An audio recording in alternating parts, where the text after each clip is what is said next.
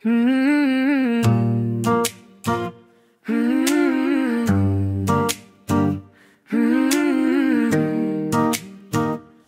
Mm. Oh, ang kalikasan, ingatan, wag natin nabusuhin, kasi bandang huli balik ay sa atin.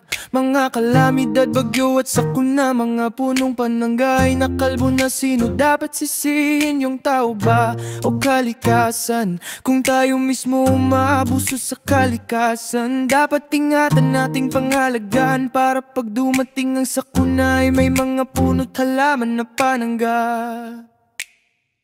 Kalikasan, ingatan, nating pangalagaan, huwag abusuhin, para pag dumating araw ng sakuna, meron tayong kalikasan na panangga. Kalikasan, ingatan, nating pangalagaan, huwag abusuhin, para pag dumating araw ng sakuna, meron tayong panangga. Kalikasan, kalikasan, pupusuhin para pagwawagan. Kalikasan, kunti-kunti nang nakakalbo ang kagubatan dahil sa mga mapangabuso. Tayo din ang mamaapektuhan, wag sarili ang isipin dahil darating yung araw na haharap tayo sa sakuna, tayo ay walang panangga.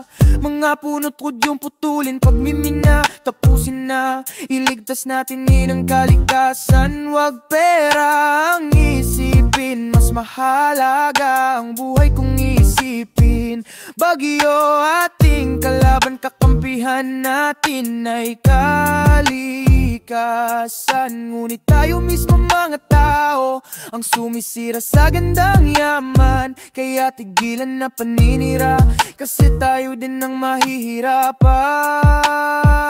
Kalikasan, ingatan, nating pangalagaan, huwag abusuhin, para pag dumating araw ng sakuna, meron tayong kalikasan na panangga. Kalikasan, ingatan, ating pangalagaan, huwag abusuhin, para pag dumating araw ng sakuna, meron tayong panangga. Kalikasan, ingatan, kalikasan, huwag abusuhin, panangga.